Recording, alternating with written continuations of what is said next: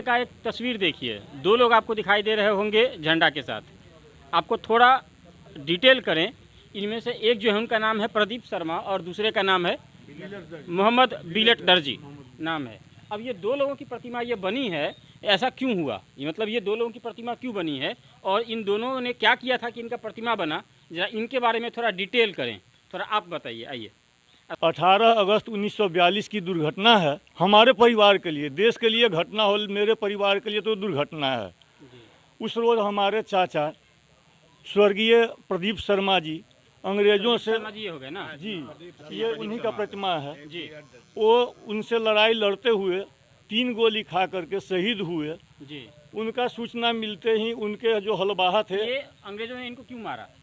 अंग्रेज भारत छोड़ो आंदोलन की आवाहन हुई थी, भारत छोड़ो आंदोलन की आवाहन हुई थी, उसमें हमारे ग्रामीण सब जा कर के पूरा का पूरा आज़ादी की लड़ाई में सब सम्मिलित हुए थे। जी, जिसमें कि यहाँ से लहरिया सराय जा कर के वहाँ पे स्टेशन फूकना, कचहरी में तोड़फोड़ करना, ब्लॉक को तोड़फोड़ करना, ये सब कांड रतनपुर के जो भी स्वतंत्रता सेनानी थे और समाज थे, ताकि उसका आह्वान ही यही था कि भारत छोड़ो, जी, ये अंग्रेजों भारत छोड़ो। जी। तो उसमें ये सब अग्रिम थे, जी। सबसे आगे आगे जा कर के और आज़ादी की लड़ाई लड़ने वाले थे। जब अंग्रेज का यहाँ से गाड़ी जा रहा था तो देखा कि अंग्रेज का गाड़ी जा रहा है, लोगों ने उसको घेर लिया कि तुम मेरे गांव में क्या करने आए हो, ये हमारा भारत है, हम हिंदुस्तानी है, हिंदुस्तान हमारा है। इसी पे वो क्या किया तो फायरिंग कर दिया इनके ऊपर में, जिसमें कि इनको 3 गोली लगा और ये उसमें शहीद हो गए।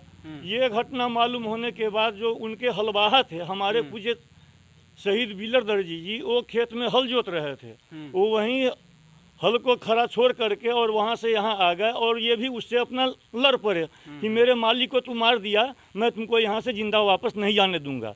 लेकिन गोली के आगे में डंडा क्या कर सकता, और उनको भी 2 गोली लगा और वो भी शहीद हो गए।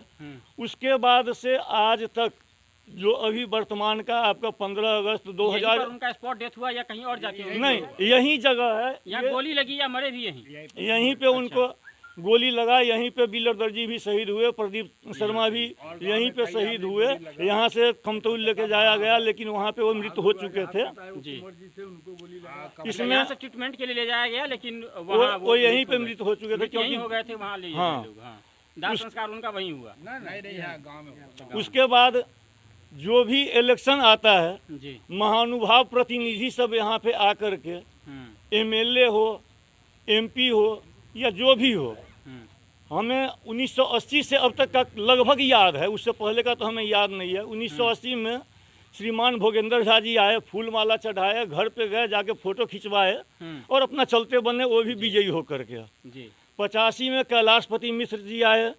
उसके बाद यहाँ पे जो भी बतला रहे हैं, जगन्नाथ मिश्रा जी हो गए, विजय मिश्रा जी हो गए, अब्दुल सलाम हो गए, जितने भी लगभग प्रतिनिधि यहाँ से नियुक्त होकर के चुनाव जीत करके गए, सब आए और इनके परिवार के साथ, मेरे परिवार के साथ आकर के गमछा बंधवा दिए, फोटो खिंचवा लिए, अपना पेपर में नाम छपवा करके उसके बाद मर गए। उससे कोई मतलब नहीं है, भूखे मर रहे हैं कोई मतलब नहीं है, छप्पर नहीं है कोई मतलब नहीं है, अपना फोटो खिंचवाए और चलते बने। ये हमारे देश का वर्तमान हालत है और हम परिवार, ये शहीद के परिवार का दुर्गति है, जिसको कि देखने वाला कोई भी नहीं है। साल में कोई यहाँ फंक्शन होता है जिसमें विधायक जी लोग आते हो, शरीक होते हो? नहीं, जब शहादत दिवस किस दिन के रूप में मनाते हैं? 18 अगस्त 1942 को मेरे चाचा जी को गोली लगा था, यानी 3 दिन बाद शहादत दिवस यहाँ जी, पे मनाया जाएगा। 1942 को जी, तो 18 अगस्त को यहाँ कुछ फंक्शन होती होगी? ये समझिए ना कि 4 साल 362 दिन के बाद देश को आज़ादी मिली। जी, मेरे चाचा जी को स्वर्गीय प्रदीप शर्मा बिलट दर्जी, उनको शहीद होने के उतने दिनों के बाद, उसके बाद भी और भी काफ़ी क्रांतिकारी सब उसमें अपना प्राण दिए। इस उस दुर्घटना में उनके पुरोहित को भी लगा और भी आदमी को, राम सागर ठाकुर जी को जांघ में गोली लगा, उनको भी कुछ नहीं मिला। बहादुर ठाकुर जी का हाथ कट गया, उनको भी पेंशन मिला। बाकी जो भी प्राण दिए वो तो गए, उनको कुछ भी नहीं मिला। ये तो यहाँ का अब तक का नीति रहा है प्रशासन की तरफ से। इसके आगे मैं आपको क्या कहूँ, हो सकता है कि अभी भी उन लोगों को कुछ समझ में आए कि आज जो मैं ये 15 अगस्त का आज़ादी दिवस मना रहा हूँ, ये मेरे अपने द्वारा अपनाया हुआ नहीं है, ये मेरे पूर्वजों का दिया हुआ धरोहर है, जिसको कि मैं इसको कायम रखूँ। और जो भी इसमें अपना प्राण त्याग दिए, अपना जीवन दान दिए, जो भी उसमें झंडा लेके आगे खड़े हुए, लड़ाई लड़े, कुछ जीवित रहे, कुछ शहीद हो गए, उनके परिवार को भी कुछ इस तरह से मिले जिससे कि उनका परिवार चल सके, वह भी अपना एक इज्जत का रोटी खाए और उनको छत एक मिले। इस तरह का अब तक कुछ भी नहीं हुआ है। हमारे परिवार को तो नहीं हुआ है, मेरे पंचायत में तो नहीं हुआ है, दुनिया कुछ भी हुआ हो वो मालूम नहीं हमें।